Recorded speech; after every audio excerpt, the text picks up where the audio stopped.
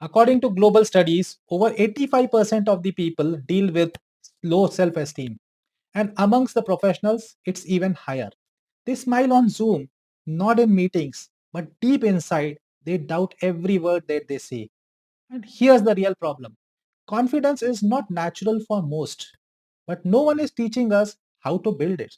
So let's try to fix that thing today. Hi, I'm Vijay Srinivasan, and I help working professionals who feel stuck in their careers to grow into confident, visible, and respected leaders. In this video, we will uncover what confidence truly is, why most people get it wrong, and how you can build it, even if you have struggled with self doubt for years together. Let's talk about the silent crisis in corporate life, the confidence gap. You're probably working hard and you are technically superiorly skilled, but you hesitate to speak up in meetings. You water down your opinions when others are louder.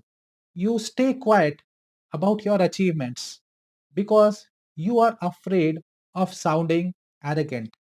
Don't worry, I was like that only. There are so many people who would not like to sound arrogant. What you are experiencing is just not fear. It's a result of years of internal programming. We have been raised and we have been told, don't brag, be humble, play it safe, don't take the risks. Someone else knows it better. And that creates a loop, a continuous loop that holds you back. You get overlooked, your belief shrinks, and you hold back again. And that loop, it can last for years together, sometimes decades, in most of the cases, the entire careers.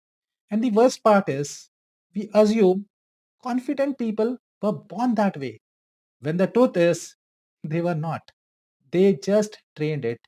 Yes, confidence is a trainable or acquirable skill, and you can acquire it as well. So let's look at three tools that actually work to build real world professional confidence. First one, rewire the script. Most people live in a constant loop of negative self talk. They would be saying to themselves, I am not ready. What if I mess up? I don't think I'm good enough to lead this. They are always talking negative to themselves. Replace those with intentional, believable affirmations like, I bring value to this conversation. I may not know everything, but I'm here to learn and grow. My voice deserves the space. This is not fluff, it's cognitive reconditioning. You're not lying to yourself, rather, you're teaching your brain a new default, and your brain needs to be trained. Micro wins equal macro confidence. Set 3 daily confidence wins, like speak once in a meeting, share one opinion without disclaimers, post that one insight on LinkedIn, keep a journal, stack those wins, because confidence grows through evidence, not through theory. The third one, posture is power. Stand tall, shoulders back, grounded eye contact. Research from Harvard, more specifically by Amy Cuddy, shows that your body changes your brain chemistry. In just 2 minutes of expansive posture, the testosterone levels in your body increases and the cortisol levels they drop. You feel stronger and you act bolder. Or let me take you behind the scenes of a transformation. A client of mine, let's call him Raj, was a quiet, high performing professional in a Fortune 500 company. 10 years in, no real promotion, no leadership exposure. He did not lack skill. What he lacked was presence.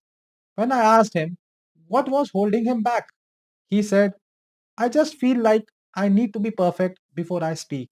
We worked on rewiring his beliefs, created micro confidence rituals for him, and rehearsed how to speak powerfully even with doubt.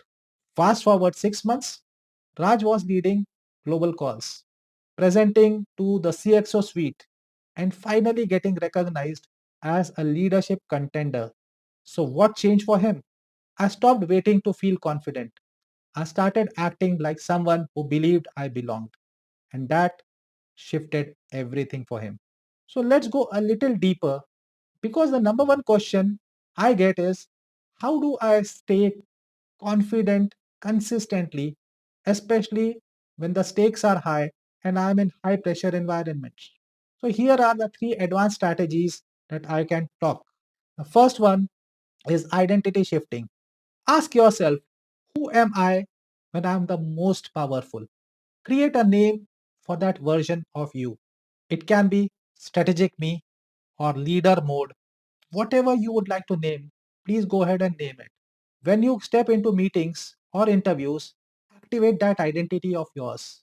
It helps bypass the imposter syndrome and gives your brain a psychological shortcut to confidence. The second one, 90-second rule. When panic strikes, before speaking, before presenting, breathe slowly for 90 seconds. Why? Again, neuroscience tells us that emotions like anxiety peak in the first 90 seconds and then they subside if you don't feed them. So instead of spiraling, pause, let the emotion pass, and then proceed with clarity. The third one is rejection rehearsals. One of the biggest confidence killers is the fear of judgment or rejection. So rehearse it. Literally ask yourself, what's the worst case scenario if I speak up and I am wrong? Most often, just a moment of discomfort, not disaster. But when you face it intentionally, you no longer fear it. So let's try to bring all of this together. Confidence is not a trait, it's a trainable skill. It starts with reworking your inner voice. It's a built it's built through small repeated acts of courage, and it's sustained through intentional habits like postures, micro wins, and identity priming. You are not late, neither you are less.